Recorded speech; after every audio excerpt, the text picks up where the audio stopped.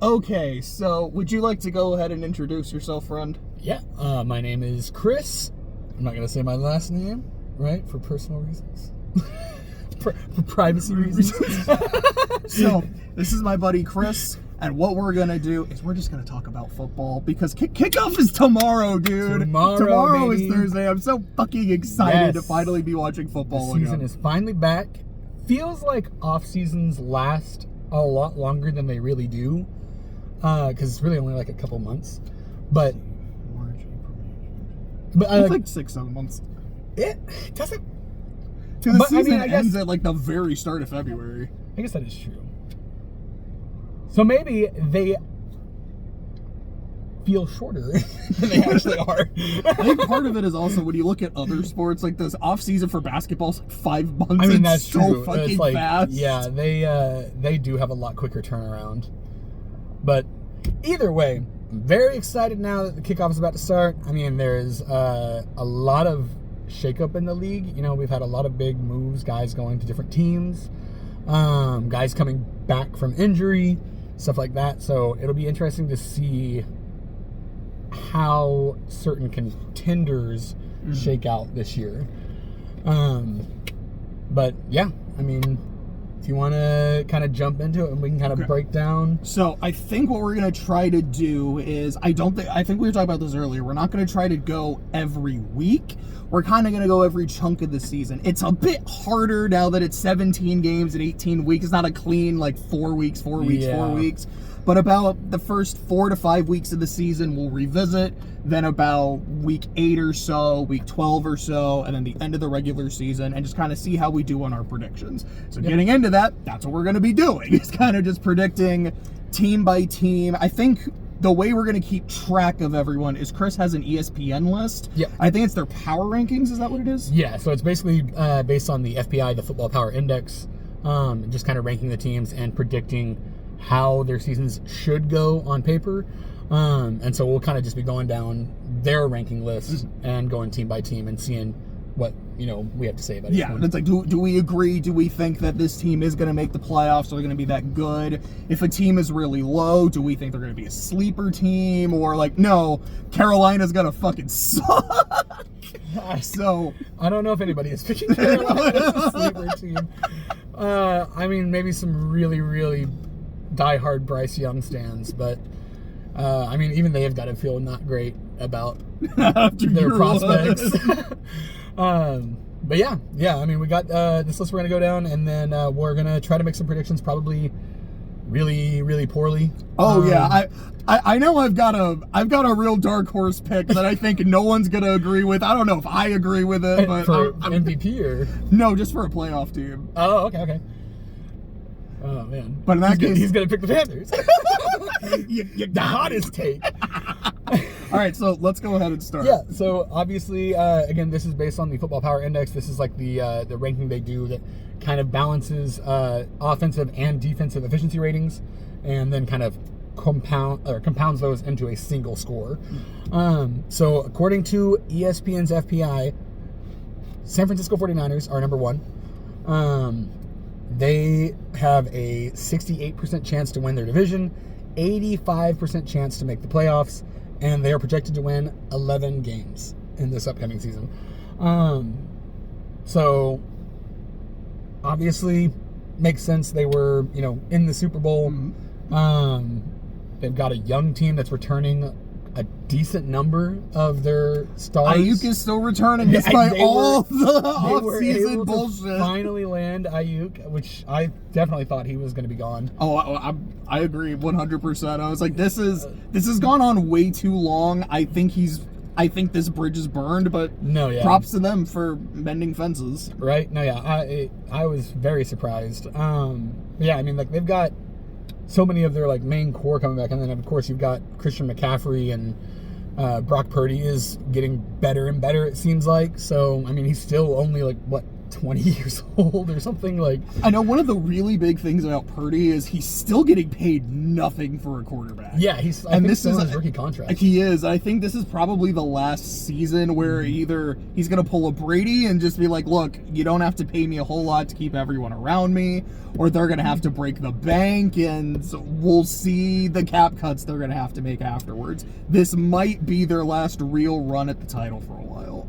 Like, just because of, like, cap casualties and all that kind of shit. Yeah, I could see that. They do have a lot of, like, guaranteed money, I think, on the books, too. You know, like, I mean, between the contracts of, like, Brandon Ayuk, Christian McCaffrey, guys like Deebo Samuel. And I think they also just redid Trent Williams, because I think he, like, just ended his holdout, like, yesterday or the day before. Yeah.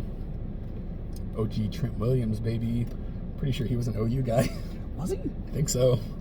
I hope so. I'm saying that now, and I hope I'm right. The thing I most...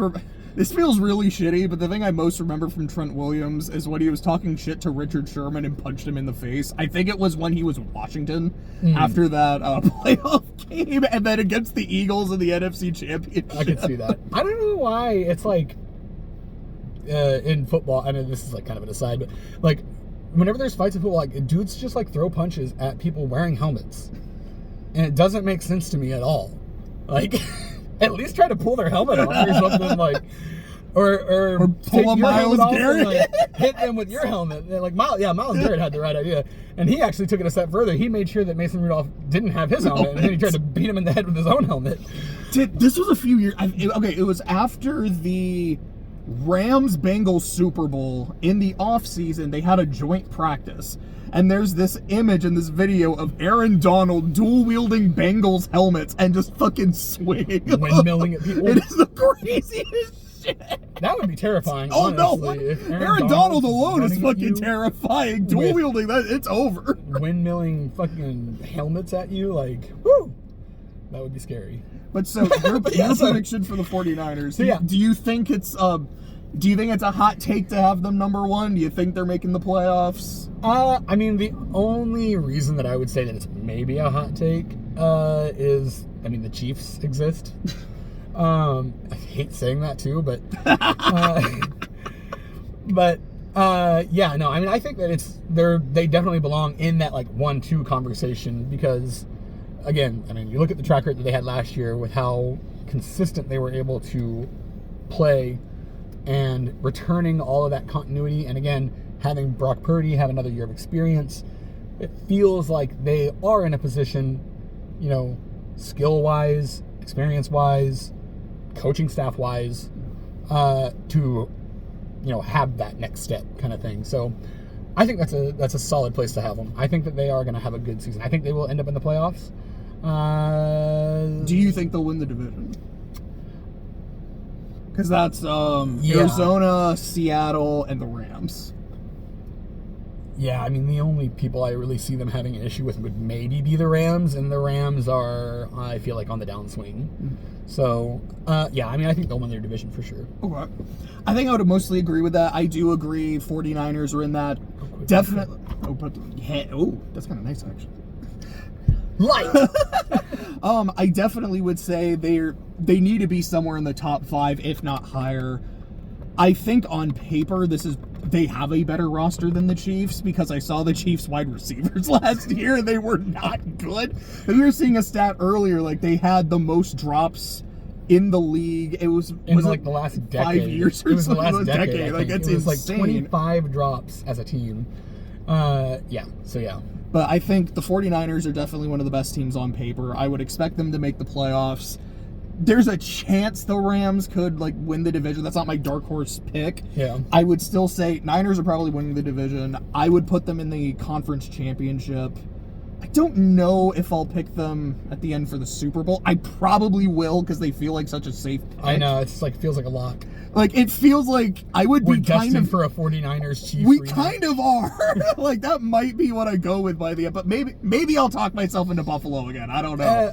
You can always talk yourself into Buffalo because every fucking year I say this is it. This is the year that Buffalo's gonna do it, and they don't. So if this year I don't pick them to go to the playoffs, they'll win the whole thing. That'll be the dark horse pick. Is that Buffalo's not gonna win it.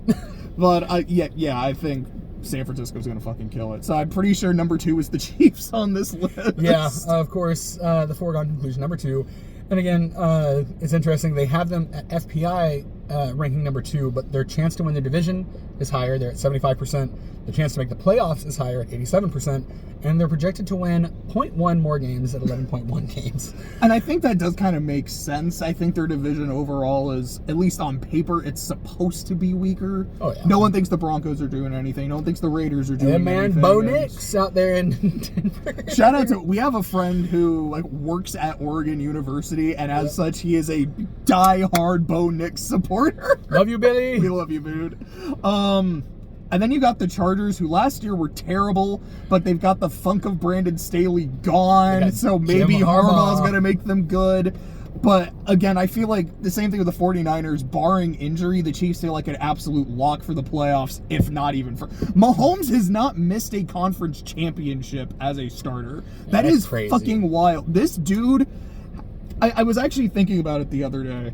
He has played in more Super Bowls than true road games in the playoffs, because he's only played in 1 compared to 4 Super Bowls. Oh, yeah, because they always end up with home field advantage. Yeah, that's so wild. Like, how does that shit happen?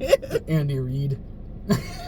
I was thinking about this earlier too. Like, I remember like 5-6 years ago when Andy Reid's reputation was great coach, great offensive mind. He will not win you the big one. He cannot make it past the conference championship. When he gets there, he can't get the Super Bowl. And then now, dude is just blinged out with rings. Yeah, no. I mean, all props to Patrick Mahomes. Obviously, he is like a crazy quarterback. But in my mind, I will always remember him and the OU Texas Tech game.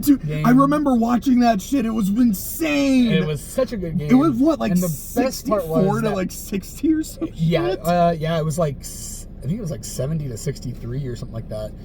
The best part was, though, is that we won. We did. And that Baker outdueled Patrick Mahomes.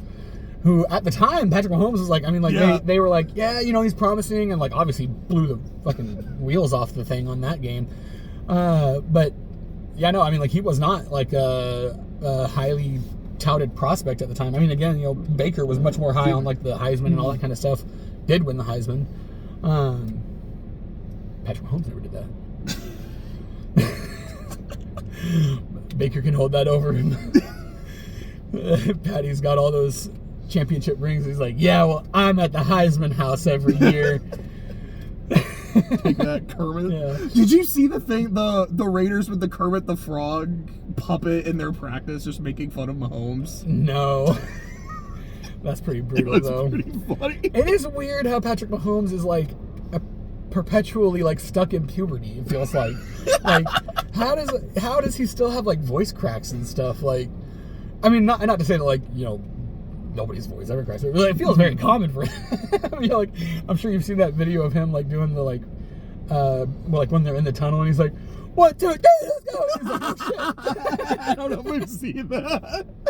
He literally was like, oh shit. But anyway, the perpetual teenager, Patrick Mahomes, is probably a lock to make it to the Super Bowl again. I feel like he's definitely going to make it to the AFC Championship game. I feel like unless something catastrophic happens to the roster, or like, you know, I don't know, maybe what's his name? Kelsey retires just to marry Taylor Swift midway through the season. I mean, that would be pretty gnarly. I mean, his brother retired, so that's true. He's like feeding him all season long. He's like, man, being retired is like the best. He's like, it's so much better than like, dude, don't do this shit anymore. Just retire, bro. He's like, I'm making more money now than I was playing, and I'm not having to diet and exercise. I mean, I'm sure he probably still is. Although, actually, you know, I feel like, what's Travis's brother's name? Jason. I feel like Jason is probably more embracing the life of like, I'm drinking beers and doing nothing else.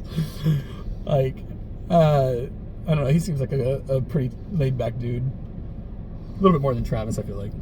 But a couple departures from the Chiefs that I do want to bring up, or I guess it's just shit in general, is number one, we don't really know what's going on with Rashid Rice, because he got involved in that accident in the offseason, right? But I think he was drunk driving. And yeah, it was like a speeding one. And I don't know if he's been suspended by the league yet, if that's pending investigation.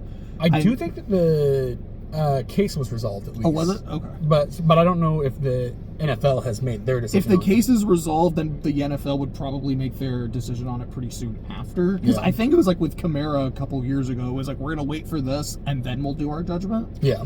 I know they lost L'Jarius Sneed. I think he got traded to Tennessee, and he was a pretty big part of their defense. Yeah. And also, they did lose Kadarius Toney. Yeah. I'm not saying he's the reason they won, but they also got him on the team and then won 2 chips back-to-back. And now he's not there anymore. They might not repeat. Yeah, I mean, that's true. And I mean, say what you will about Kadarius Toney, he did actually play really well for them in that Super Bowl against the Eagles. Like, dead ass. He actually, I think he had a touchdown. That would be the way. And he had that crazy punt return. That would be the way that they don't three-peat is Kadarius Toney comes and, like, shoots Patrick Mahomes in, like, a Selena-style... Selena! Damn, that is, like, deep in the bag of references. Yeah. I was recently, I saw something about, like, someone talking about the lady that shot her, like, her manager, whatever, was like, I don't know if she, like, already got out of prison or what, but she was, like, trying to be a manager for another singer, and I was like, who would ever hire, like, I don't know, like, the gall you have to have to... The chutzpah. Yeah, the chutzpah to murder someone that you were the manager of, go to prison, get out, and the first thing you do is like, all right, who's ready to let me manage them? But, no, yeah, sorry. But, no, yeah. Kadarius Toney is a crazy guy. That was the moral of that story. I feel like he's a little unhinged. But, so next on the list... real quick. Yeah, real quick. I was going to say, the Chiefs on the defensive side have been dealing with a lot of injuries, too. Like Chris Jones, Nick Bolton missed a lot of like the preseason camp. Oh, did they? Yeah, I didn't hear about that. So they've had some like big name guys on that side that have been not, being able to do like full contact stuff. So we'll see how the long term health of their defense holds up, because obviously that their offense is going to be there, but if the defense isn't, then we've seen them get into some bad situations before. So. And I know at least like their first couple games are pretty rough too, because they open against Baltimore, Cincinnati is right after that. So if their defense isn't fully up to snuff, they might start like 0-2. Yeah. Which, I mean, I would still expect them to rebound, but... Yeah, and that is something actually too I wanted to mention. That was the thing that we had looked at earlier, as far as like these like top 6 teams in the like FPI, again, these like what you would consider like top contenders. The top 6 all have strength of schedules that rank in the top half of the league, except for the Chiefs. The Chiefs have what is considered the 7th easiest strength of schedule. So, as compared to like their peers, again, these like top tier teams, their opposition that they're seeing is a lot lighter. At least, again, on paper. So, and I do think a lot of that is their division, how their division is supposed to be pretty weak. And I think they're also playing the NFC South, who the past couple of years have been really mediocre. Yeah. So, yeah, I mean, they've definitely got, like, the easiest slate as far as the big name guys, which seems unfair. They should maybe think about realigning some divisions. But, yeah, so after the Chiefs, who, again, feel like a lock-in for their postseason, we have the Baltimore Ravens. Again, Derrick Henry. Yes. Yeah, and a, 20-pound skinnier Lamar Jackson. He, dropped, a ton of weight. I don't know if I saw that. You should check out the pictures of him in preseason camp. He dropped a ton of weight over the, summer, and they were like, he is much faster now. That actually sounds fucking terrifying. Yeah. Or maybe not faster, but quicker, But yeah, so their chance to win the division is actually surprisingly low, 46%. They do have a pretty tough division. Mm-hmm. But their chance to make the playoffs is still 78.5. They're projected to win 10.6 games, which is still really high up there. And yeah, like you said, Derrick Henry, obviously their biggest strength is just running.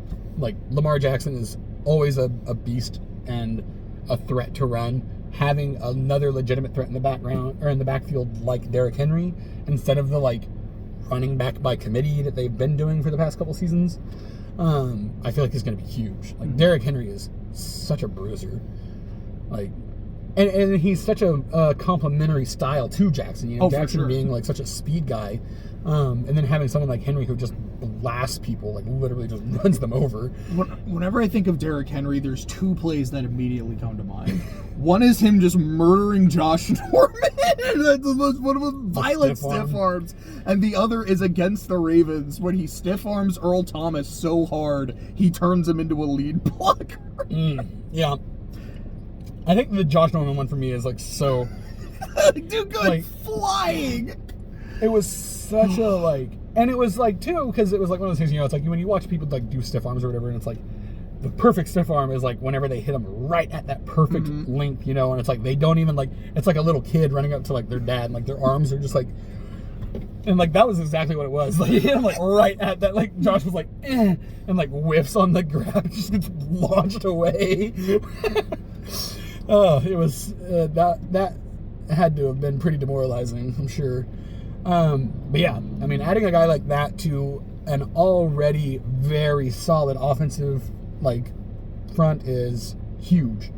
Their defense is still very good. Yeah, their defense is good. They did, like I said, they did lose Jadeveon Clowney, which is like big for their edge rush, but still got really solid guys on that side. Kyle Van Noy, and they've got Hamilton in the back. Hamilton was playing very well. Yeah, he was really solid last year. And just overall, I mean, like they're a well-coached defensive team.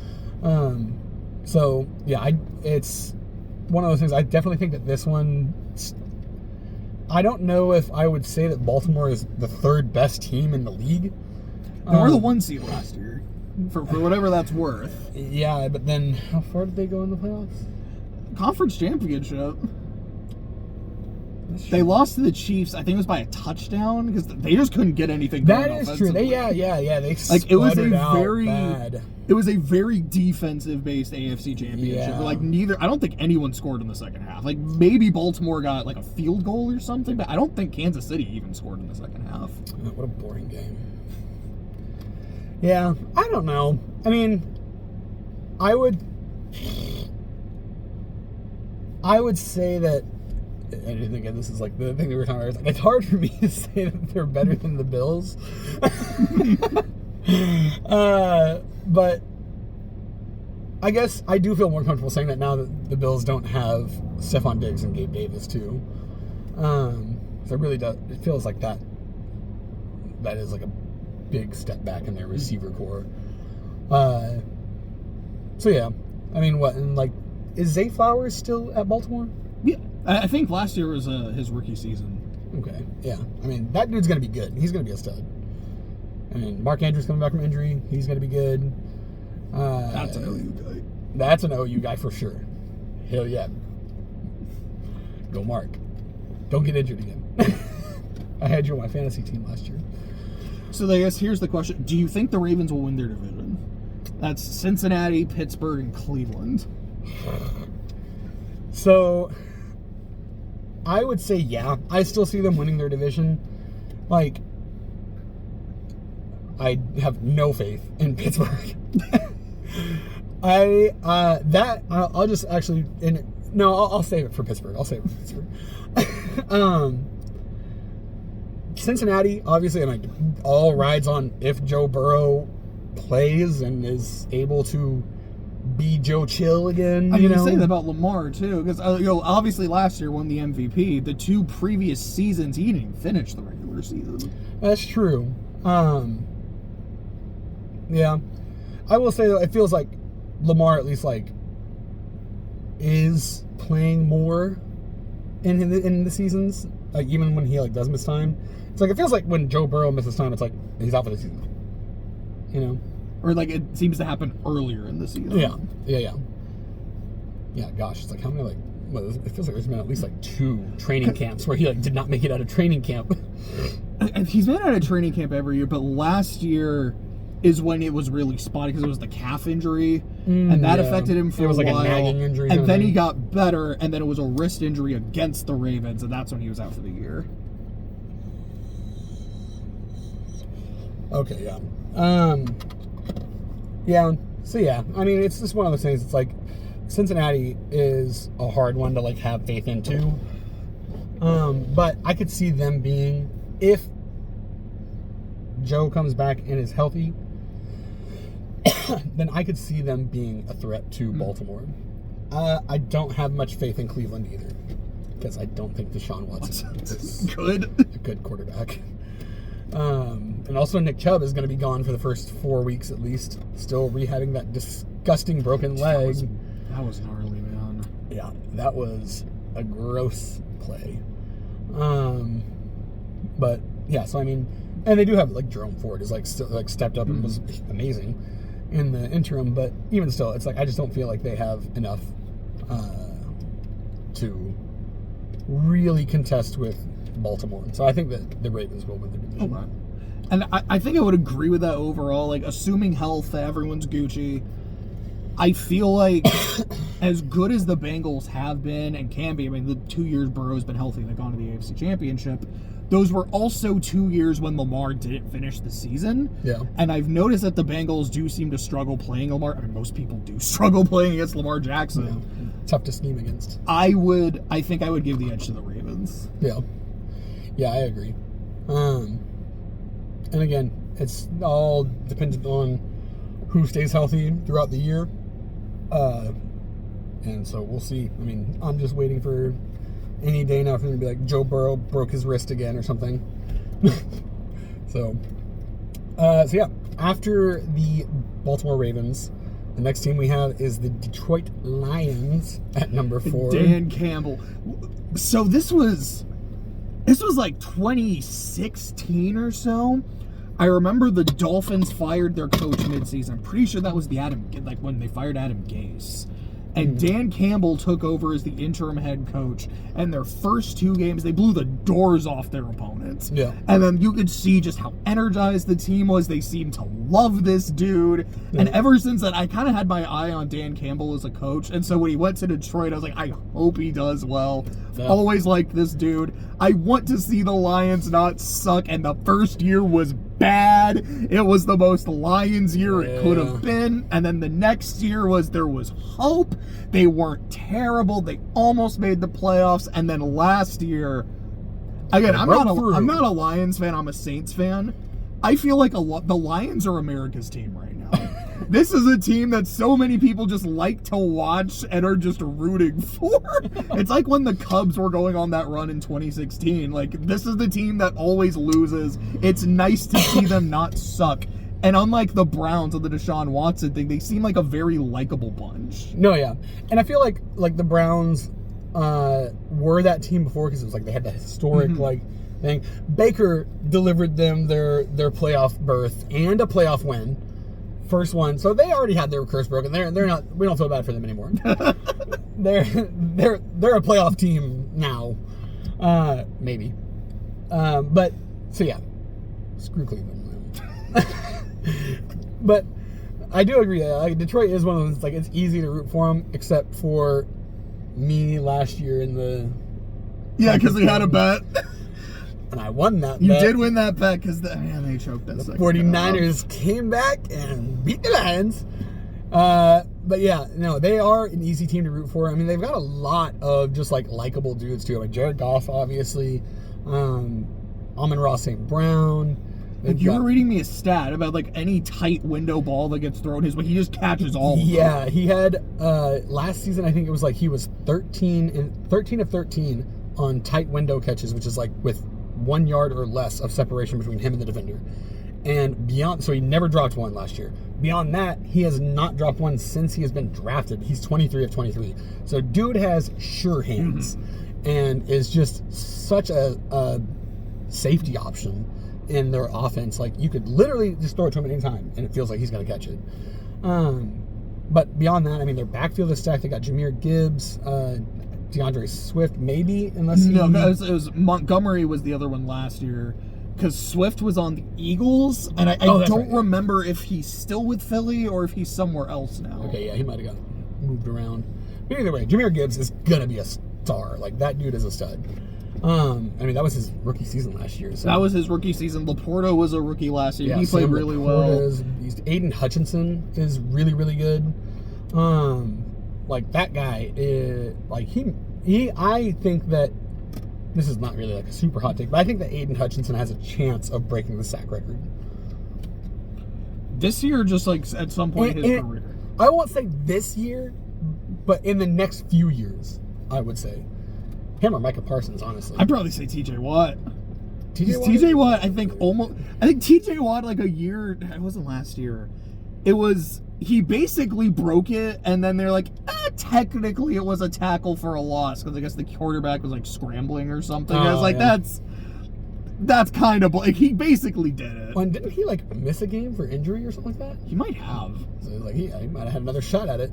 I remember, this is also, like, kind of going, like, into the bag of references. You remember Aldon Smith? Who? He was on the 49ers. Aldon Smith. Yeah, he had, like, the domestic abuse stuff or whatever, yeah, because, right? like, there was one year where he had, like, 16, 18 sacks with, like, several weeks to go. And I was like, holy shit, this dude's about to shatter the record. Yeah. And then just, I don't remember if it was injury, because I think it was before suspension. I think it was Justin Smith that got injured. And then after he got injured, Aldon Smith was just getting, like, double, triple team. Yeah, they didn't have edge pressure from the other side. Yeah, Aldon Smith was a beast. Sad that he fucked his career up. But, no, yeah. Detroit is just like one of those teams where it's like, you want to see them kind of like succeed, and it's nice to see them succeed now. And like you said, Dan Campbell is just like a likable dude. You watch him in interviews and stuff, it's just like, he's always saying like the right things, you know, and like he's just a funny guy too. But he's got the right like passion for the game, you know. So yeah, they're just a really nice feel-good team right now, and they're also doing good. Which kind of reminds us like the Oklahoma City Thunder, you know. Mm-hmm. They're a feel-good team. It's like, whoa, they're so young, and they're doing good. So it's one of those things where like the things are coinciding. Everyone's rooting for the Lions right now, except the rest of the division. Except for the rest. Do you think they'll win their division? Because the Packers would be. Got the Packers. We've got the Bears. We'll see how Caleb. I know I've heard a lot of people seem to be really high on the Bears, and then the Vikings, man. I'll go ahead and spoil this. I really don't have much faith in the Vikings right now. Now, let me say this, or let me ask you this: how high were you on the Vikings before JJ McCarthy got injured? Not particularly, because like even still, it was like, it's like the defense last year wasn't very good from what I remember. Obviously, they had Justin Jefferson, but between an unproven rookie and Sam Darnold, I'm not expecting the offense to like really. They do have Aaron Jones now, and Aaron Jones is a very good player, but he's not a carrier offense. Yeah, it's like even when they had Kirk Cousins and just slaying it to Justin Jefferson and Dalvin Cook, like they weren't winning games last year. Yeah. Well, they didn't have Dalvin Cook last year, but still. I mean, no, that's right, because he was on the Jets last year. But even still, like back when they did have that combo, I mean, like it wasn't enough. So, yeah. I think that the Lions have a good chance. I would say that they will win their division, because I am not as high on the Packers as some other people either. So I'm not sure, because I want to say it's going to be the Lions. I do have this feeling though that especially because when I look at the Packers, I'm like, okay, Aaron Rodgers in his first season as a starter went to the playoffs, had like a really high scoring game, ended up losing. Year 2 as a starter, went to the Super Bowl and won it. This is going to be Jordan Love's second year as a starter. Like, this might be his Aaron Rodgers year. I don't know. That's true. I think I'm going to kind of go with my heart over my gut and say I still think Detroit's going to win. I do think both of them are going to be good teams. Yeah. I'm still going to say Detroit wins the division. The Packers are going to give them a fight, though. Yeah, I could agree with that. I mean, maybe. We'll see. Jordan Love doesn't get injured. So next on the, do you have anything else for the Lions? No, I mean, that's basically it. I mean, they've got a stacked roster still. Again, great coaching. So I agree with their placement on the list there. I think they definitely are a contender to make it to the champion or the conference championship game at least. So I believe next on the list is Buffalo. Yes. And we were going through, we didn't go through the entire list earlier. We were kind of going through a couple of the teams. I was actually surprised Buffalo was this high, just with all the departures. Diggs is gone, Gabe Davis is gone, Matt Milano is injured again, Jordan Poyer is gone, Hyde is gone. This is not the same team. They still have Josh Allen. Like, I don't know how much faith I have in Buffalo right now. And I hate to say it, because I was saying earlier, it's like I pick them every year. It's like, this is it. This is when they're going to do it. And I want to see it happen, because I think of the active players in the league right now, I think Josh Allen is my favorite player. Yeah. I love watching this dude. He's just a likable dude. But I don't know how good this team is going to be around him. Yeah. I will go and say I think he is my pick for MVP, because I think he's gonna take the team on his back. Yeah. But I don't think it's gonna be enough to win the division. I don't know if they're gonna get a wild card. They should. I feel like that's kind of a hot take. Like, I have Buffalo like the 7 seed or missing the playoffs. Wow. Yeah. Yeah, I mean, I could definitely see the like cause for concern. Obviously, like that's a lot of talent to have to try to replace. But they were a pretty stacked roster to begin with, and they did bring on some people. You know, like again, they drafted Keon Coleman, who I think was like one of the best receivers in the draft, and honestly, maybe my pick for offensive rookie of the year, because him coming in, especially with them having such a need at receiver. I mean, they have Curtis Samuel, who is still pretty solid. But like as the 2 option, if Curtis Samuel is the 1, then I mean Keon Coleman's going to be seeing a lot of action, because they're still going to throw the ball. You know, they've got Dalton Kincaid still one of the best up and coming tight ends. James Cook really seemed to be like picking up as the year went on last year too. Yeah, and it seems like they have been doing like a little bit of like running back by committee kind of thing too, where they were like swapping back and forth. But it does feel like James Cook has kind of solidified himself as the number 1 option. I mean, their running back last year was Josh Allen half the time. Yeah, that's true. Yeah, Josh Allen is actually the number 1 running back, and then it's whoever else they decide to slot in as the starting running back. But no, yeah, it's again one of those things. It's like it's always hard to root against or to like say that the Bills will be bad, because they've been so good recently. Again, it was like what we were talking about earlier. They had like the second best, like over the last 5 years, their regular season win record is the second best behind the Kansas City Chiefs.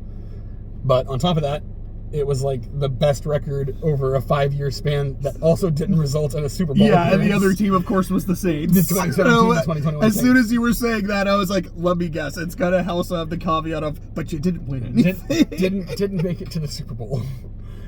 So yeah, it's like, it's one of those things like, and you have to wonder too, like, they've been successful, but how, like, is Sean McDermott, like, on the hot seat? Oh no, I absolutely think he is. Like, even last year it sounded like he was very... Here's the craziest thing to me about Buffalo. Last year they were the 2 seed, and going into the final week, it's like you could be the 2 seed, the 6, the 7, or you could miss the playoffs entirely. That's how weird and volatile they were. And I just kept hearing that. It's like, yeah, it seems like... It's not that he's lost the locker room, but it didn't seem to be there was as much faith in him. Yeah. And I feel like if they miss the playoffs this year, I think he's gone. If they have a really rocky start, they might can him as well. Yeah, I could see that. So, yeah, I mean, it's one of those ones... Like, I'm sorry, just like, could you imagine if Belichick replaces him and he goes back to the AFC? That would be insane. I don't think Belichick's coming back. I think he's probably happy living in like a hoodie warehouse somewhere or something. I think he will, because I think he wants that regular season wins record. How far off is he? He's like 15 or 20. it'll just take needed one last good year with Tom. It'll take a few seasons, but it's doable. And I feel like the right team will hire him for it. Well, he'd probably only be looking for a team that's like, are you projected to win at least maybe 10 games? I mean, he might. I mean, there's the part of me that's like, he might go to Dallas. What if he comes back and he coaches Carolina? That'd be wild. Like, the team I kind of hope he goes to is the Giants. Because, like, that's the team that he won his Super Bowls with as a defensive coordinator. I think it'd be really cool if that happens. Yeah. There is that part of me that goes, would Jerry Jones want to hire Bill Belichick? But I'm also, like, I think he would. But I don't think Belichick would be like, look, now I have to answer to Jerry Jones. I'm not fucking doing this. Especially after working with Robert Kraft for so long, who was literally like, do whatever you want. No, yeah. That would be crazy, though. But, so yeah, Buffalo, I mean... Do you think they'll win the division? That's Miami, New England, and the Jets. Yeah. I mean, like, Miami is really solid, and I do like Mike McDaniel. I don't know if they're quite still on the level of Buffalo. So Even with all the departures? Yeah. Even still, I think that Buffalo probably will win their division. Okay. Yeah. And so, speaking of Jerry Jones, next on the list is Jerry's boys down in Dallas. They have a 45% chance to win their division, 77% chance to make the playoffs, and they're projected to win 10.3 games. I feel like that division percentage is kind of about right, because it feels like it's basically a coin flip between them and Philly. Yeah. And maybe by an act of God, like Washington or the Giants could do something. There's no way. I don't think so. So here's why this feels like a hot take, but I'm going to own it. I don't think the Cowboys are going to make the playoffs. Okay. And the reason I'm going to say that is because of their whole, we're going all in. Because when I hear that, I think, okay, you're like, let's do this. We're close. We're so close to doing this. We just got to add some pieces. I don't care how much money it takes. We are going to put ourselves over the hump. Instead, all in was, no, I think we're fine. We're going to go all in with what we have. This did not seem like a team that got better. The Eagles got better. Like, they went out to fix their fucking problems. And I look at some of these other teams and, like, I feel like these are teams that have either gotten better or they're younger, so they've gotten more experience. More development, yeah. Dallas feels just like a team that's gotten older and didn't get better. Like, they're one of their biggest additions was, hey, we added Zeke again. Yeah. And I mean, like, they do have CeeDee Lamb, who is, like, very fantastic, like, receivers. But it's like, you know, you can only do so much. I don't know what their running game is going to look like with Zeke back in the backfield. Because they're not Pollard anymore. Yeah, I think he's in Tennessee. No, they got Rico Dowdell or something like that, I think, is their backup. But, I mean, Dak, I will say there's, like, stats showing that, like, Dak and CD have, like, one of the best connections in the NFL. Like, I think last year CD had like an insane number of catches, like 116 or like something absurd. Yeah, he had 135 catches to go with. Not 116, 135. 135 to go with 1,747 yards and 12 touchdowns, which is pretty impressive. And yeah, there was like a stat too that said that Dak had like the highest QBR passing to CeeDee Lamb, like as far as like any quarterback to wide receiver like connection. So I mean, they've got really good chemistry. So yeah, I mean, obviously I think that they will be middling success. I never have faith in the Cowboys. The playoffs. I never have faith in the Cowboys. I think that they could get a wild card spot. I think that maybe they I will say that they will get a wild card spot and they will lose in the first round. That would be my prediction for the Cowboys. My other one prediction for them is I do think that Micah Parsons has a good chance of breaking the sack record. Again, there was like a stat online saying that he has like the best like win block rate percentage or something like that, where he gets off blocks faster than anybody else and he is more successful at getting off blocks.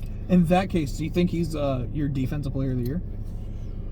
Oh, that's... I don't know if I'll say he's going to be the defensive player of the year. I think if he breaks the sack record, I mean, if that happens, you kind of got to give that is true. If he's going to do it this year, if he does it this year, then yes.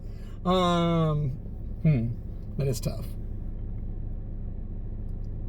It's always hard not to like give it to like a linebacker. In my opinion, anyway. I don't think a lot of times they don't. What is Garrett's position?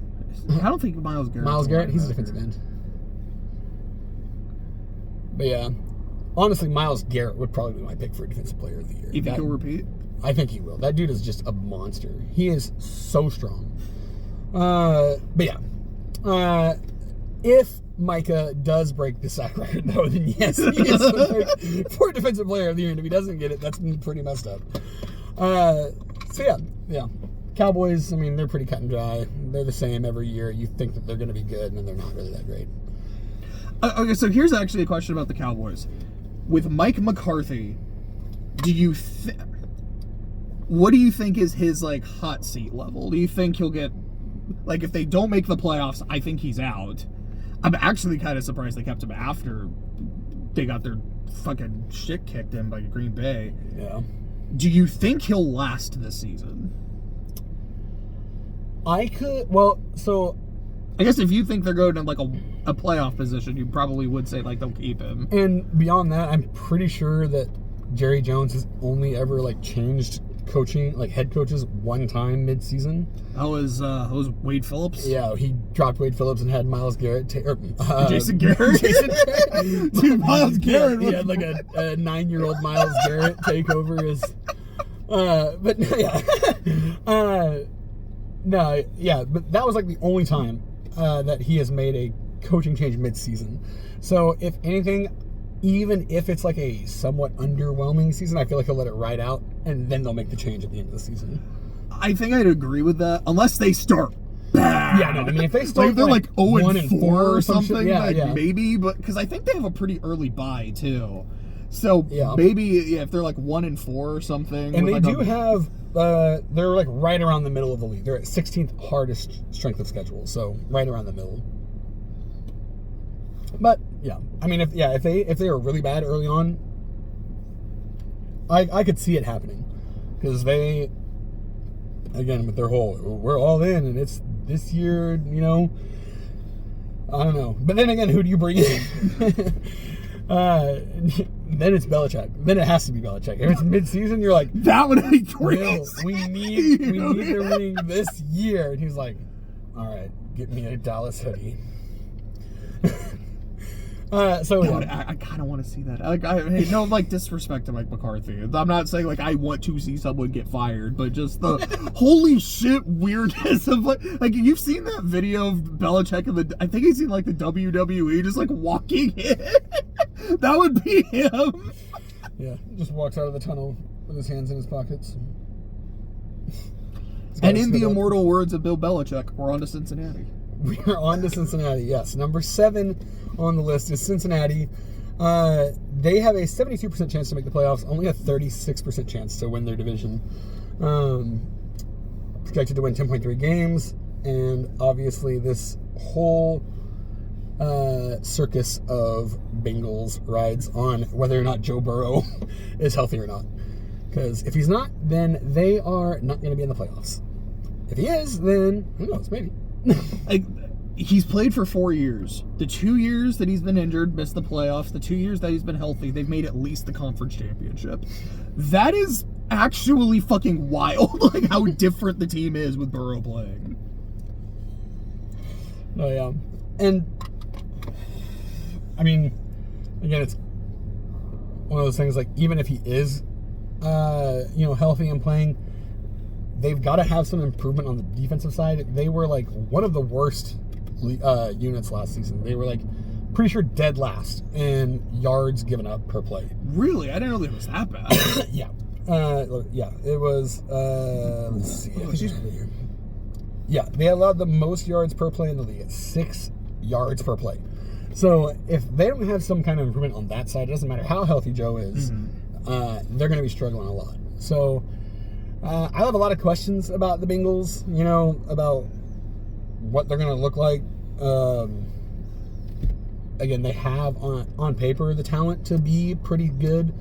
Jamar Chase is a really, really solid dude. He hasn't practiced either, though. That's my biggest question mark right now. Is because like he hasn't practiced. I don't know if he's gonna suit up week 1. I don't know if it's gonna be like, look, I'll play, but pay me. If he's full on gonna hold out. Yeah.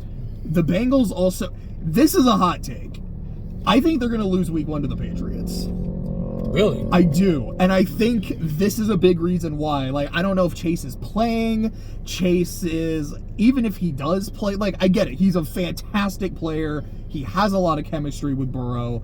But this is the time of the season where, A, players are super rusty because you haven't really played in, like, several months. Yeah. The Bengals always start really slow. I think in the 4 years that Burrow has played, I think they've won a week 1 game 1 time. Yep. And I'm like, this feels like a recipe for a really weird upset, and no one's going to see it coming. Everyone's going to be like, holy shit, the Bengals are falling apart, and then they're going to realize, wait, the Bengals do this every year. Okay, the sky isn't falling, and then they play at like Baltimore week 2. Oh, yeah. They tend to start 0-2, and I think this year, that's going to actually hurt them. I don't think they're going to make the playoffs. I think they're going to be very, very good. Like, it'll be by, like, a game. But I think some of these early season, like, miscues and rust is actually going to prevent them from making the postseason. Yeah, I agree. I have a hard time believing that they are going to make it into the playoffs. There's just too many question marks around the team to, like, feel confident saying that they're going to do well. They lost their offensive coordinator, too. So it's a new OC coming in trying to figure out the offense. They did add Zach Moss in the backfield, who's obviously a pretty solid running back. But I don't know that it's enough. Again, it's just one of those things where they haven't proven anything. We haven't seen enough of Joe Burrow recently, or Jamar Chase even, So, I don't think they're going to make the playoffs. I could definitely see them missing it. I'm going to guess Phillies. Oh, shit, it actually is Philly. Yeah, next on the list is the Philadelphia Eagles. Because at this point, I actually haven't seen the rest of the list, so anything, it is going to be just a straight-up guess. Yeah, so they have a 49% chance to win their division, 79% chance to make the playoffs, and they're actually projected to win slightly more than the Bengals, 10.5 games. And they have the 6th easiest strength of schedule. So, not bad. They've got a pretty easy route to the finals. And they definitely, like we were saying earlier, retooled their offense. No, they really did. So I'll go ahead and start with them, because if I said with Dallas, I think they're missing the playoffs, then it's pretty easy. I've got the Eagles winning the division. Yeah. The big question mark with Philly is what happened at the end of last season, because they were cruising. They were like 10-1, and then their souls were broken after playing the 49ers. They couldn't stop anybody. They couldn't score. They looked horrible. Yeah. I'm gonna, because I think they replaced those coordinators as well, and I think they've got new ones. I think so, yeah. So I'm gonna give them a little bit of the benefit of the doubt. I know I'm gonna sound hypocritical with some later teams not giving them the benefit of the doubt. Yep. Philly's offense, losing Jason Kelce, I think, is going to be a very big miss, but they still have a very strong offensive line on the whole. Yeah. Jalen Hurts, I have seen him play very well. I've seen him play very well in big moments. Fantastic receiving core, got better with Dotson. Mm-hmm. Saquon is a good player when healthy, and now he'll actively have a fucking offensive line. Yeah, an offensive line, and just like any other like offensive talent outside of him. So it's not like, hey, every play is going to be a run or a screen to Saquon. So yeah, no, I think he's going to thrive in this environment. And yeah, they brought in Kellen Moore on the offensive side, and then Vic Fangio on the defensive side. Oh, he's their DC? Yeah, that defense is going to be good. Their defense is going to be monstrous. Jalen Carter is a year older. That dude is a stud. So yeah, I think that they're going to have improvement on both sides of the ball, which I know that also people, like, towards the end of the year, they said that there was, like, some issues with Jalen Hurts and Nick Sirianni. So maybe they've been able to kind of bury the hatchet on that and get communication lines worked out better. And obviously knowing that Nick should have motivation to do it because he knows he's on the hot seat. And Jalen should have motivation because he wants to fucking win a championship. So, yeah, I think that they're going to be better this year, and I do think they're going to win their division.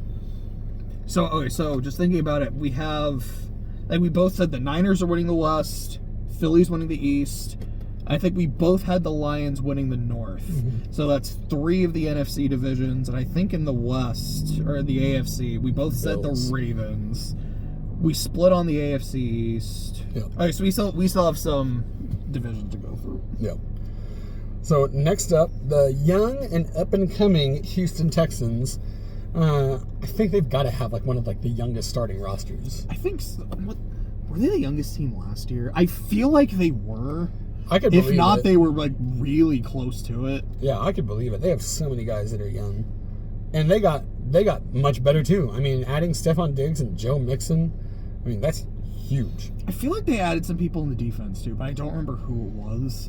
But Yeah. do they have like Yannick Ngakoue? Maybe. It's like it's Ngakoue or Danielle Hunter. I think they added one of those two. I can believe it. Let me look at their roster real quick. Hang on. Depth chart. All right, so while you're checking that, I also just talk about So of Houston. course they've got Will Anderson Jr. That dude's a stud. I think he was defensive rookie last year. I think he got it over Jalen Carter. Yeah. I don't know. I'm not seeing him on here. He's also got Danielle Hunter. Yeah, so they did get Danielle Hunter. Yeah. I was right. They did get one of them. That you have a defensive-minded coach with some very good defensive players, a fantastic offense. Like even last year, like CJ Stroud is the fucking truth, man. Like I loved watching this dude play. You add like Nico Collins and Tank Dell were playing very well, and then you throw Stephon Diggs in there. Yeah, their receiving core is one of the most stacked. They have definitely got threats all across the board. And again, adding in Joe Mixon in the backfield too adds another good receiving threat. He's a great receiving running back. So they've got, talent all across the board. They've got a really solid offensive line too. Laramie Tunsil, Shaq Mason, Titus Howard. They've got some big names, dudes that have proven experience and were solid last season. So I think that, again, this is a team that they're probably still going to have some like growing pains because they are a young team, but I definitely think they have huge upside. Again, like we were talking about offensive side and defensive side, they've got Derek Stingley Jr. At cornerback. That dude is probably going to make the Pro Bowl this year. He is a solid defender. So, I think that they win. Let's see. It's them, Tennessee, Jacksonville, and the And Colts. it's like so many young teams in this division. Like you have the Colts with Anthony Richardson. The Titans are they still running Levis? Yeah, I think it's Levis. And then the Jaguars. I mean, the most wizened of this quarterback group is Trevor Lawrence. So yeah, I mean, just a lot of young rosters in general. Just based on the amount of talent that the Houston Texans have, I do think that they would win. Because, again, if we're talking about just about across the board, kind of like inexperience or whatever, that's one thing. But I think that the talent that Houston has makes up for that. And they do have experience in the right areas. I mean, having someone like Stephon Diggs in the receiver room with those young guys, huge. So, yeah, I think that they do win their division. My one thing with the Texans is I have seen a lot of teams win the offseason and then come in with these really high expectations. I remember the Eagles' dream team. There have been so many years where it's like, okay, the Jags are good now. Like, they got so many pieces. The Jaguars finally got the pieces they needed to be good. I remember one year, it was Jimmy Graham was considered like, this is the best offensive free agent. When he was just absolutely and then killing Jarius Byrd was the best defensive free agent, and the Saints got them both and were terrible that season. Yep.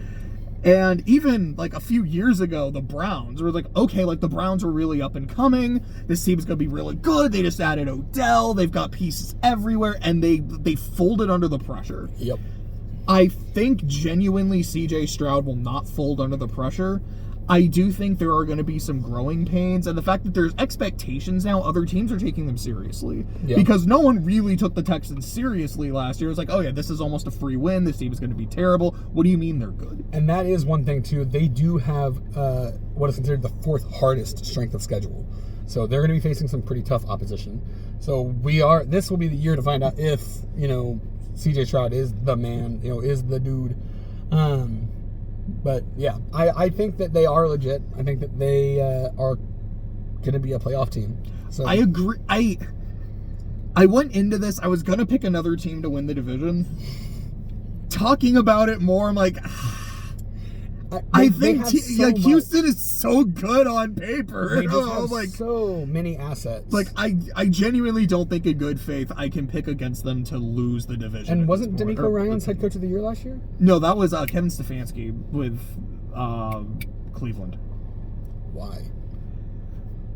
Because they made it to the playoffs with Sleepy Joe Flacco. Basically, it was like, yeah, like even with all that bullshit, I saw they played 5 different quarterbacks last year. I think they did. Yeah. Okay, Flacco, DTR, Watson.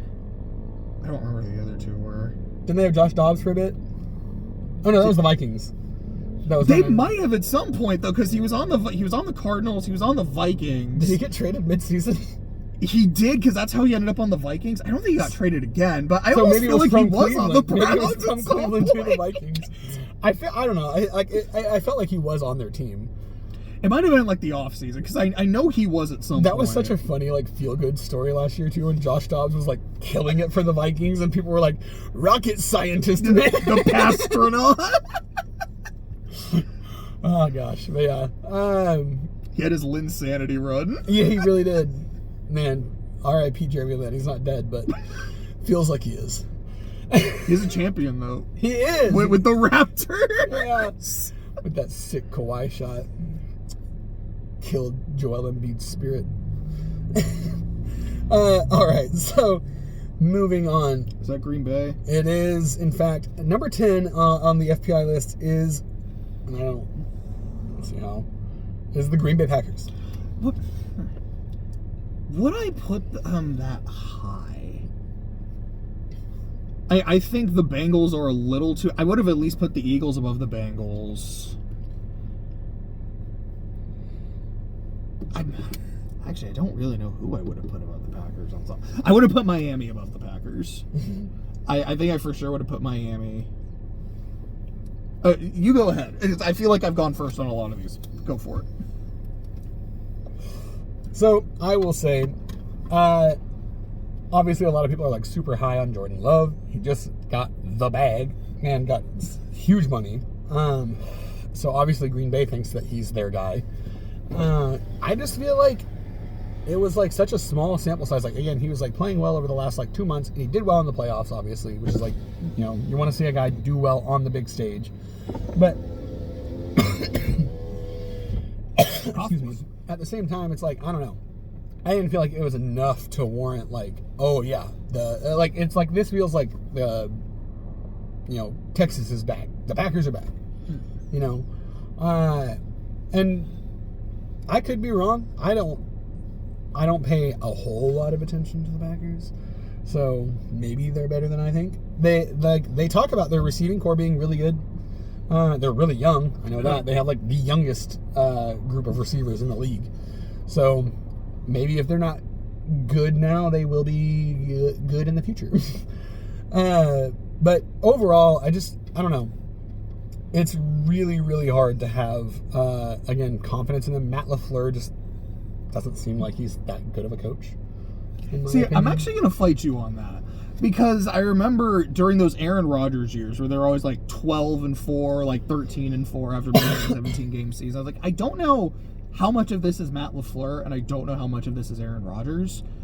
And then after watching Jordan Love last season, I don't know, maybe a lot more of that was on Matt LaFleur than I think. He still made that decision in the NFC Championship. We're down 4. There's 3 minutes left. Let's kick a field goal instead of going for it. I think that was a terrible decision. Yeah. But I think he is a very good offensive mind and offensive coach, which is what you want with a young quarterback and a very young receiving core. Well, I I think I'm kind of drinking the Kool-Aid when it comes to Jordan Love with like how good he was and the team was at the end last year. Yeah. They were doing well against the 49ers. Like I was like, holy shit, they're actually about to win this game. And the defense gave up a score at the end, and then Jordan Love said, I know I'm supposed to be Aaron Rodgers, but I'm going to be Brett Favre for a second. You want to see me throw a really bad pick? Yeah! No, but I'm like, all right, but I feel very high on the Packers. I might crash down to earth. I won't deny that. I have them in the wild card. I have them like almost winning the division. Wow. No, not me. Could never be me. So do you think they're not going to make the playoffs? I could see them getting a wild card, maybe. But honestly, I think that the Cowboys probably have a better shot at the wild card than the Packers. But what was I gonna say? Oh, LaFleur, wasn't he the coordinator at the Patriots?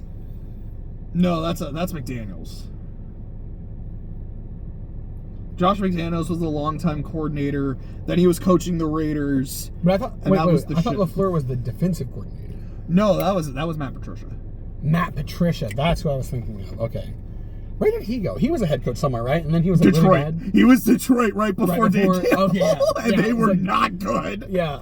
Okay. Also, he was the Eagles defensive coordinator at one point. Because I think they had a defensive coordinator and they like fired him or demoted him, promoted Matt Patricia, and then they went really bad. God. Yeah, no. Yeah, that's what I was. That's what I was getting mixed up with. I was like, wasn't he at the Patriots? Or was anyway. So yeah, I'm gonna guess Miami. We are on opposite sides, I guess. So like he's high on the Packers. I'm pretty low on the Packers. So we'll see. Maybe they'll just be a very middling team, and we'll both be wrong. Maybe. Wait. My guess was Miami. You are correct. Yeah. Next is the Miami Dolphins. They only have a 31% chance to win their division, but a 60% chance to make the playoffs.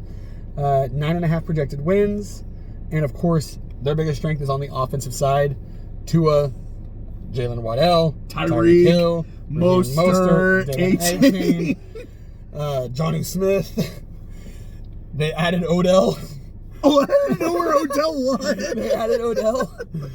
And I don't know if necessarily that's a super upgrade, but it's nice to have him as an option, I guess. I know what's his name? They have Jalen Ramsey in the defense. They lost. I don't remember his name. But yeah, I know he went to the Raiders. They had a very good defensive player. When I say Christian Wilkins went to the Raiders, but I think they still have Chubb. Mm-hmm. I feel like did Jordan Poyer go? They got to the Jalen Dolphins? Phillips too. Jaden Phillips. Jalen Phillips is huge. Did they end up getting Poyer? He might have. Give me 1 second. Like I want to say he went to Miami, but I could eat shit on that.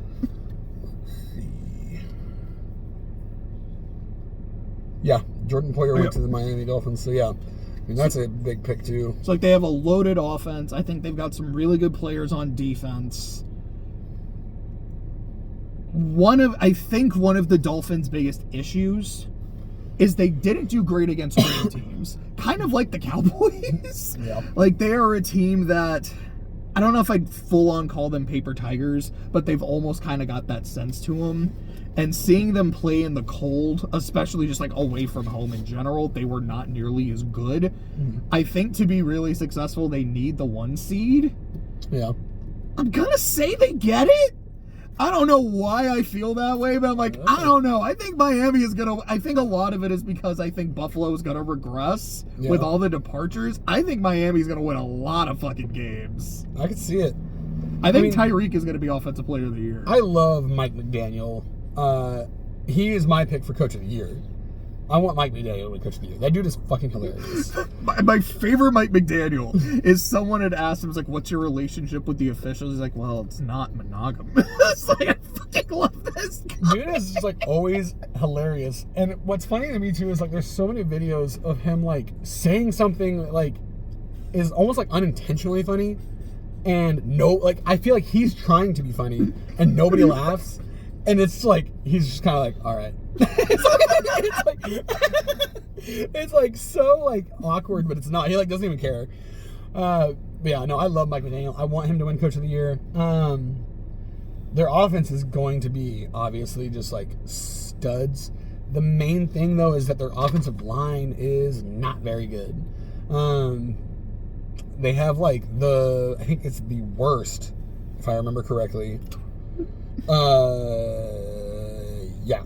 Second worst in the NFL pass block win rate since Tua has been drafted. Who's worst? The Bengals. Oh. no, yeah, that makes sense. The quarterback that has probably been sacked the most. I think they said that Joe Burrow has been sacked 158 times in his career. That's the most and those are in, part. like 5 injury-shortened seasons. So, that's a lot of sacks. But yeah, they have like a 51% pass win block rate, which is pretty abysmal. So Tua's gonna have to be moving around a lot or making a lot of quick passes. That's why they do so many of those like, quick slant stuff and stuff. But yeah, so I think they're gonna be very solid, really, really good on offense. Defense, they obviously have some spots where it might be question marks, but I think overall they're gonna be pretty solid. It's just their division, you know. Because I think you were saying you saw Buffalo winning it, right? Yeah. Like, it's tough.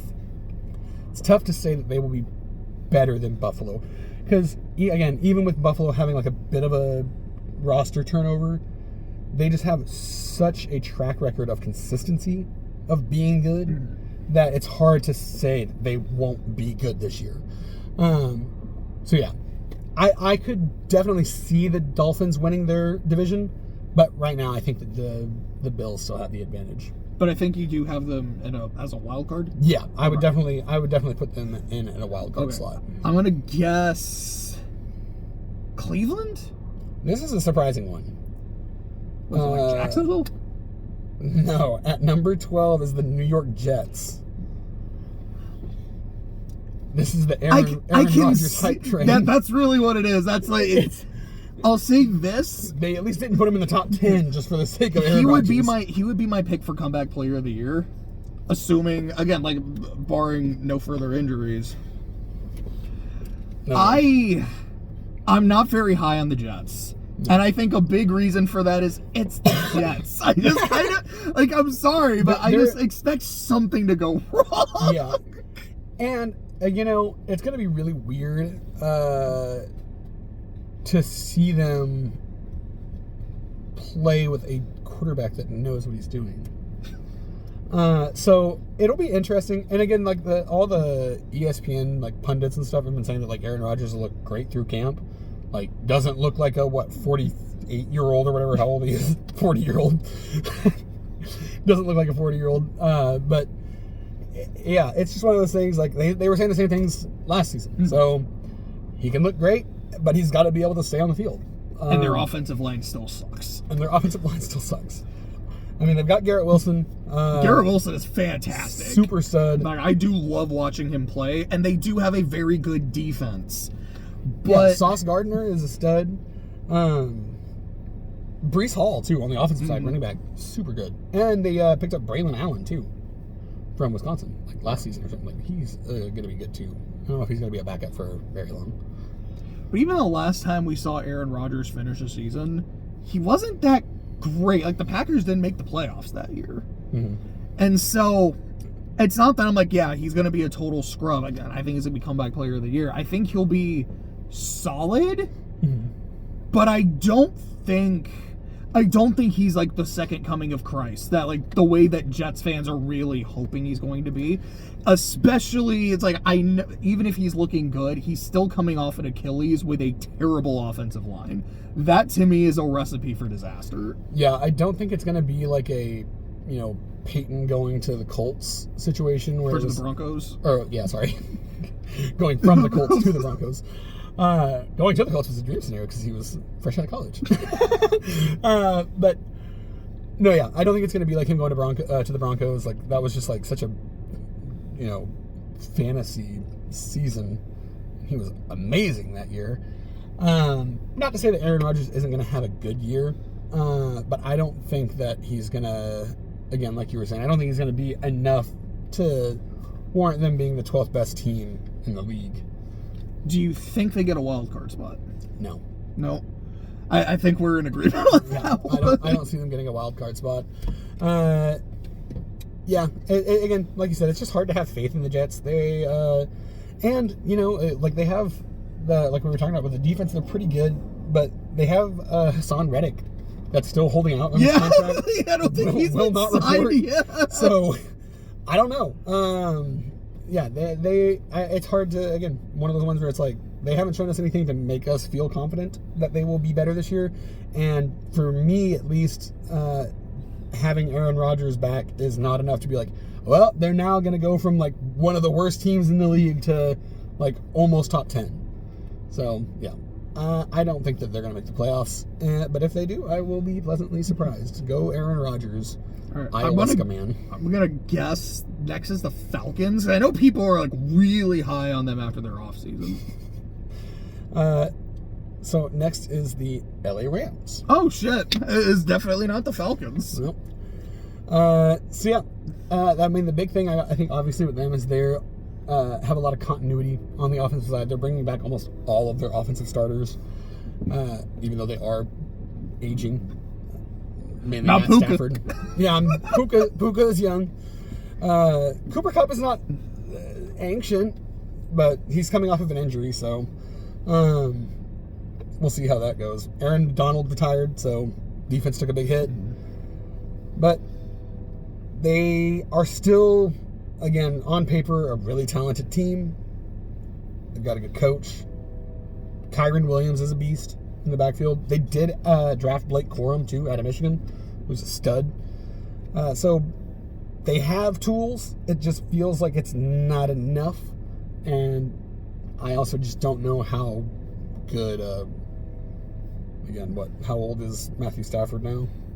Like 36? That's a good question. He's definitely getting up there. He's 36, yeah. Oh, good guess. Yeah. It's like one of those ones where like, if they are going to be a playoff team, which I could maybe see them getting a wild card. But it just feels like their window is very quickly closing. Like this is the last season probably for Matt Stafford to make a decent run. I can kind of see that because as you were talking about, I was thinking, I was like, okay, do I have the Rams as a wild card? Maybe. And then I was thinking, I was like, well, who else do I really have in the NFC as a wild card? Like, do I really have multiple teams from the South getting it? I don't know. I don't really think so. I said it wouldn't be the Cowboys, but it probably will. Because it's like, I don't know who else is really going to get just by sheer lack of other good teams in the NFC. Because I'm like, I don't know if I'm that high on the Bears, but I'm not. I think if I'm saying it's not going to be Dallas, I probably should. If but the Bears make the playoffs, that'd be wild. I will eat my shoe. Not really. Maybe. I don't know. I feel like the Rams are going to be good. I feel like I kind of have them like the Bengals. This team is going to be good. They're going to have like 9 wins, maybe 10 wins, but I don't think they're going to make the playoffs for whatever reason. Yeah. I think, I could see them maybe getting 8 or 9 wins, but then just being beat out by sheer, just like somebody else has a better record, you know? So yeah. I feel like the Rams had their moment in the sun already. Matt Stafford got his ring a couple years ago. Kupp had his Triple Crown season. That was a crazy season, too. Yeah. And so they got their accolades, and now they're kind of like the dying embers of a franchise. They're going to have to figure out something soon. They need a new quarterback soon. And obviously Stetson Bennett is not it.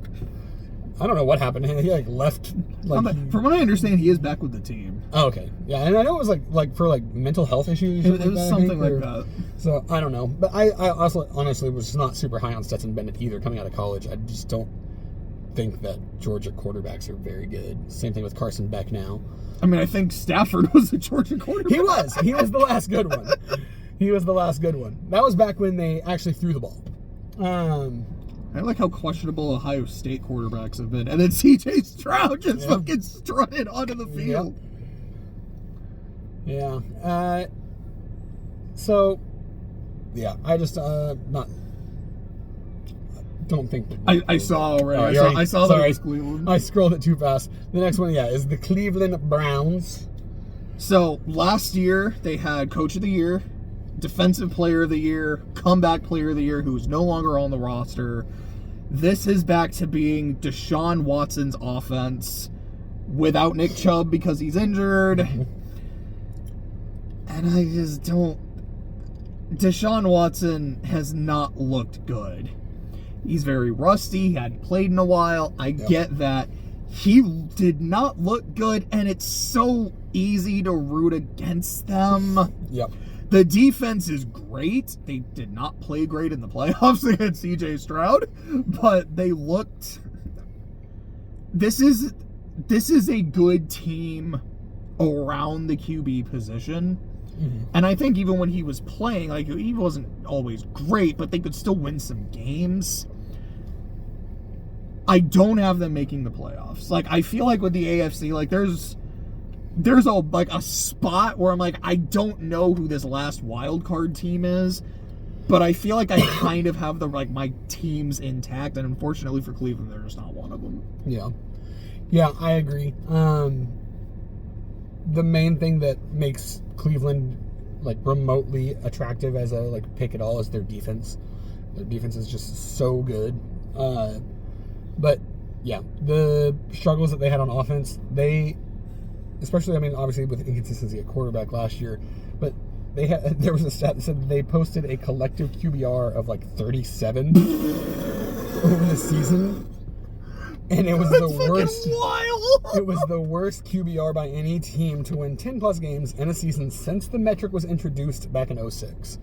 So they were historically bad at quarterback and won 11 games, which is befuddling.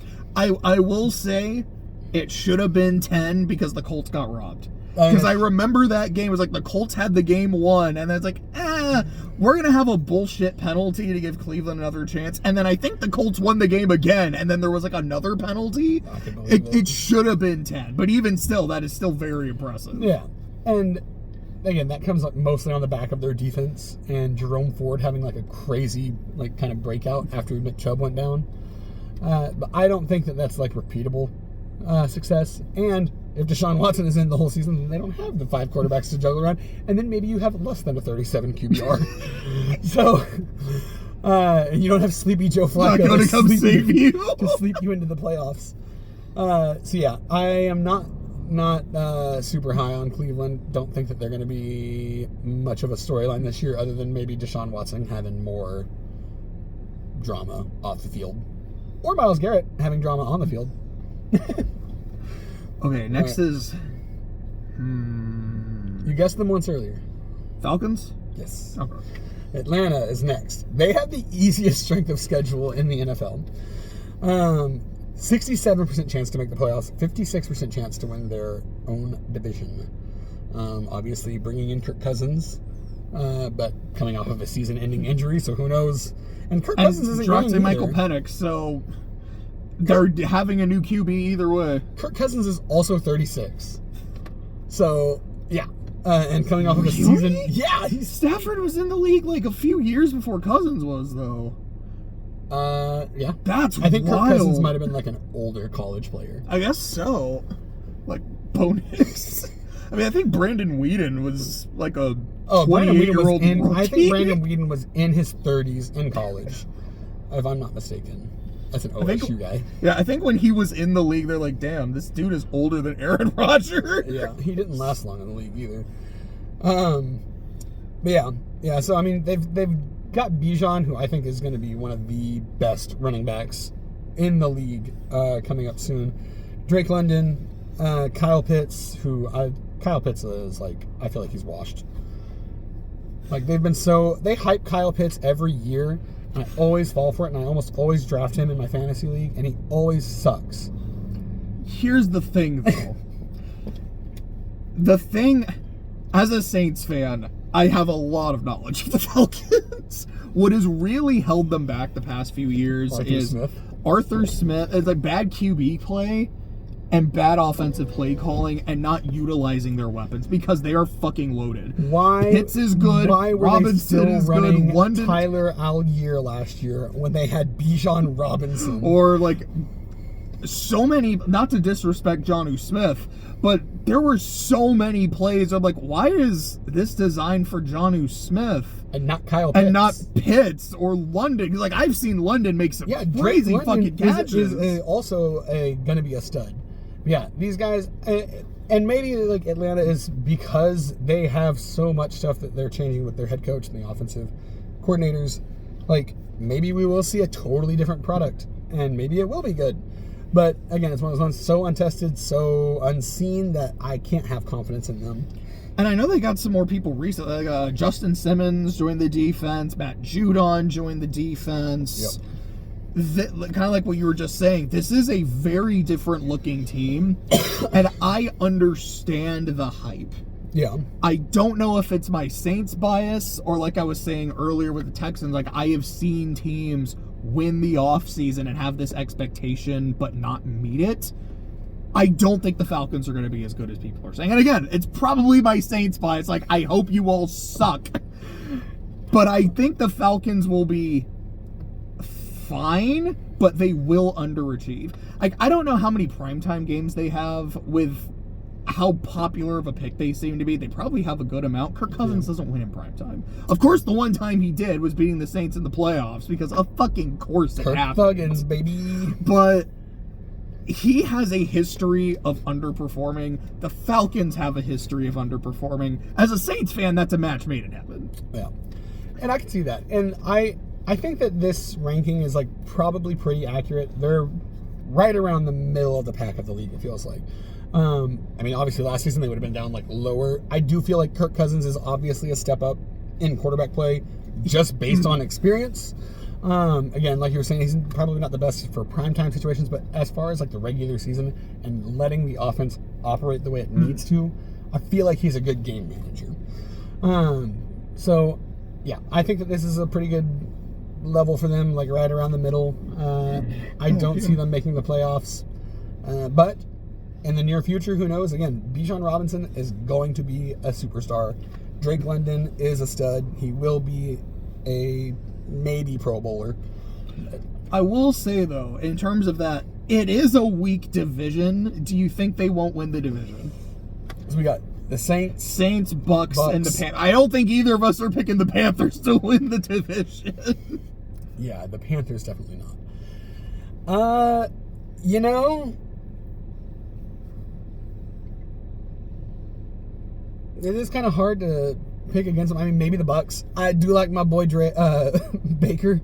What about the Saints? What about my Saints? Nah, man, I don't have faith in the Saints. I don't think Derek Carr is a good quarterback. They should have drafted a quarterback. They should have drafted. What we did? We drafted Spencer Rattler. Oh my God! we got the Rat Man. I don't know. Maybe it's the Saints bias. Maybe it's just all the shit I've heard from camp and the other Saints fans, like our echo chamber. We're pretty high on Rattler. Spencer Rattler is not a good quarterback. I hope he just kills it. He's also just kind of a dick. It just feels like in like his like interviews and stuff, he just has such a like air of like being a kind of a douche. But it seems like, from what I understand, like he's matured a lot since then. Again, maybe it's the Saints bias, but hopefully now that he's actually having to compete with grown men. So I'm guessing Tampa's next. No. Oh. It's our boy Trevor Lawrence. Oh, okay. Jacksonville Jaguars.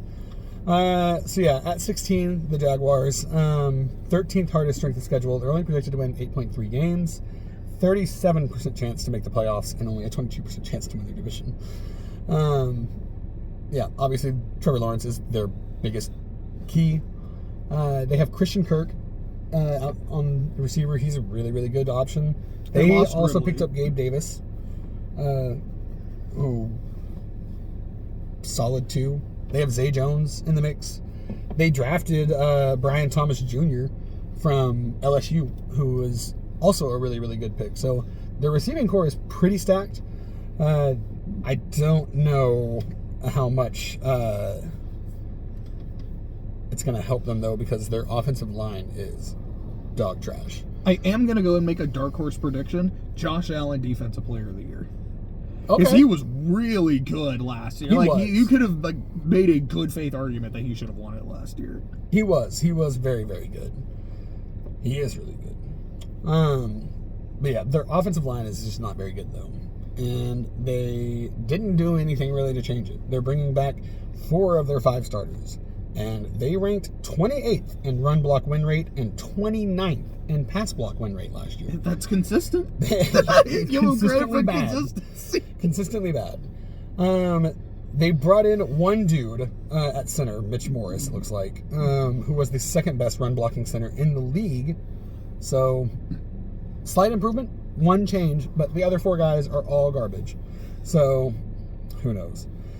Trevor Lawrence also apparently really, really bad at holding onto the ball. I remember, he definitely had a fumbling problem last year. He lost 16 since 2022. He has lost 16 fumbles, the most in the NFL during that span, and he has committed 38 turnovers, the second most in the NFL. Do you know who has the first? My guess is Daniel Jones. No, it's Josh Allen. Oh no, that makes sense because I remember he throws a lot of picks. He does. He also runs the ball a lot. So I mean, if he fumbles, it's at least more understandable because he's having to run. But yeah, Jacksonville, one of those ones, just feels like they don't have enough talent, and maybe a little bit too young still.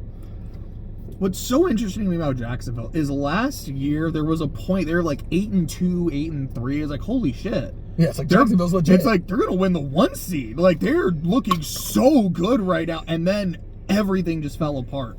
Which, weirdly enough, is exactly what happened to Tennessee the year before. Strong start, and then injuries happened, and then Tennessee just collapsed, and then Jacksonville took over.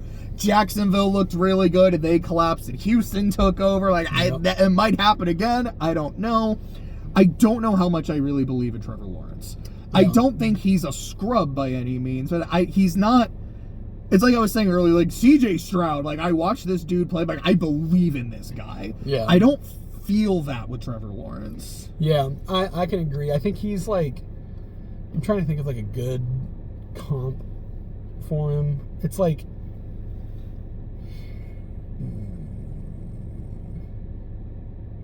Derek Carr? I mean, maybe. I was going to say Geno Smith. Again. Okay, I can kind of see that. It's one of those ones, he is consistent. He's pretty, he can make good throws. It just doesn't feel like he is going to hit the home run throws. And maybe that's a scheming error. They don't have those runs designed for him, or they don't have the talent on the receivers to be able to pull off something like that. But it just doesn't feel like their offense hits home run plays very often. From what I remember, though, they actually did quite a bit, especially when Calvin Ridley was healthy. Well, yeah, but Calvin Ridley wasn't healthy very much. So, I don't know. Maybe that's just a small sample size thing, but it just doesn't feel like he's a very explosive play kind of quarterback. So, I don't know. But yeah, not very big on Jacksonville either. I don't think they're going to make it. So I don't think they're going to get I was going back and forth, if I think they can get a wild card spot. I'm going to err on the side of saying no, but I think they'll be one of those last few teams competing for one. Yeah. So we're about halfway through. Okay. I'm going to say Tampa. Is that Pittsburgh? Pittsburgh. You said you had some shit for Pittsburgh, so go ahead. Okay. Oh, yeah. So, for one, the Russell Wilson being named the starter, I think is... Does that inspire confidence? No. I don't think that he's going to be the answer for them. I think that they're really kind of just chasing, they're hoping that he's going to retain or be able to bring back that superstar level of play. I don't think he has it. And I think that Mike Tomlin is going to have a losing season. You think this is the year? I think that he is going to have a losing season. It's just their defense is super, super good, super solid, but their offense just does not inspire any kind of confidence to make me think that they're going to do anything. They're going to have to hope that TJ Watt picks up a bunch of fumbles or returns interceptions for touchdowns or something. They're going to need defensive scoring, it feels like, to put points on the board. So, yeah. I think the Steelers are not going to make the playoffs. Don't think they're going to get a wild card. It just flashed on the screen. I'm not sure. Here, I just want to see if it was a battery thing. No, it wasn't a battery thing. We're good. Okay. But yeah. I don't think they're going to get a wild card slot. And again, I think that they're going to have their first losing season. 7-9. So here's my follow-up question to that. Do you think there's a point in this season when Justin Fields becomes the starter? Yes. Yeah. I think that they will probably have a string of difficult games. They do have the third hardest strength of schedule. So I think that they will have a tough stretch of games where they are not winning, and the pressure from fans and stuff is going to be getting too much, and they're going to bench Russell Wilson and they're going to start. I don't know if you've actually seen it, because they're one of the only schedules I've really looked at. Their second half is fucking weird. All of their division games are in the second half of the schedule. The only two division games the only two non-division games are the Chiefs and the Eagles. Oof. Their second half is rough. Yeah. I feel like I'm at a point where I'm I can't bet against Mike Tomlin somehow having a non-losing record. It might not be a winning record, because he's had a season where they went 8-8. So it's not that he's always had a winning season. It's never a losing season. He's going to have a losing season. They might go 8-7-2, or some weird bullshit. I can't pick against that. I don't think they're going to the playoffs.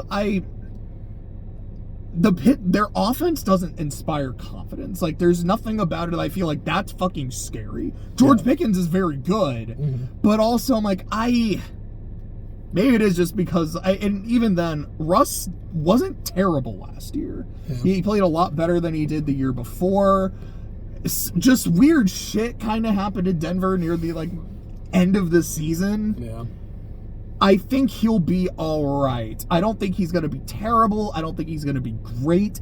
I think they'll look pretty good in the early part of the season when their schedule isn't super rough. I think in the back end, they're going to start to fall apart and they won't make the playoffs. But I think they'll have a non-losing season somehow. There'll be that... You see it so many times. This team should beat the shit out of the Steelers, and somehow the Steelers win 5-3. No, yeah. I don't know. This team just doesn't look good. Also, they added Arthur Smith as their offensive coordinator. So that offense is going to suck. So yeah, I think they're going to have a losing season for the first time this year. Now, I'm going to say Tampa. Nope. Oh, fuck. Who is it? The other LA team. The Chargers. Oh, the Chargers. Okay. The Jim Harbaugh effect. They're going to win the division. Whoa! I never said I had the Chiefs winning the division. I think they're going to be great. They're going to go to the playoffs. I think they'll still probably end up in the conference championship. I'm really weirdly high on the Chargers. That's crazy. I mean, Justin Herbert is really good. And that's really what it is. I'm Justin Herbert is so good.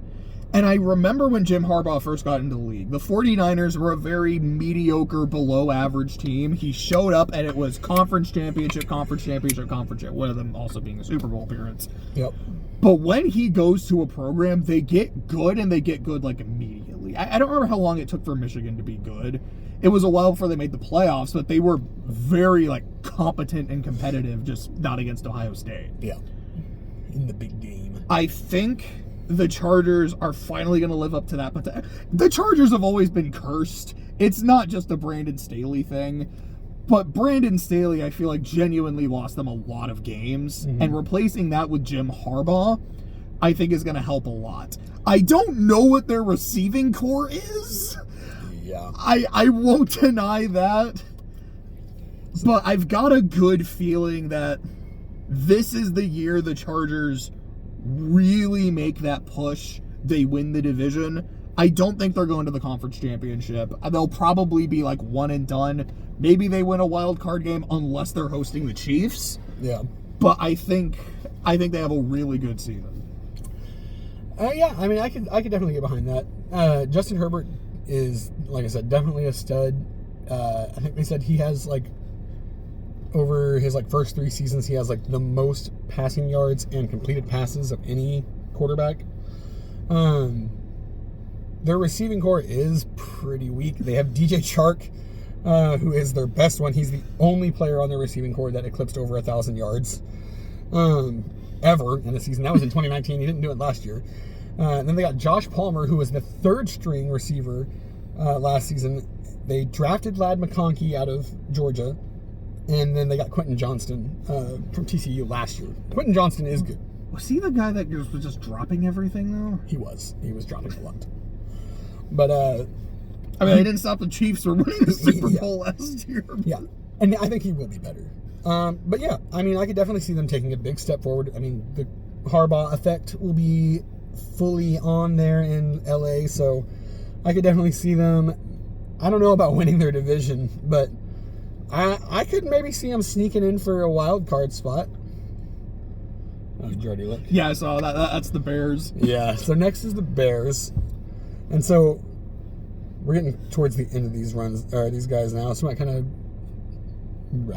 go through them a little more. So I guess since we're about halfway through, would you like to stop now, then maybe finish this tomorrow, or do you want to just kind of like rapid fire through the... Well, no offense, but like the lesser teams? No, yeah.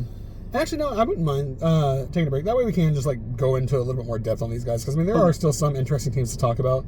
Obviously, like the Bears with Caleb Williams, and then Anthony Richardson and the Colts. Okay. So I think we'll go and stop here. Maybe later tonight, maybe tomorrow. We will figure it out. We'll continue this a little later. Right on, man.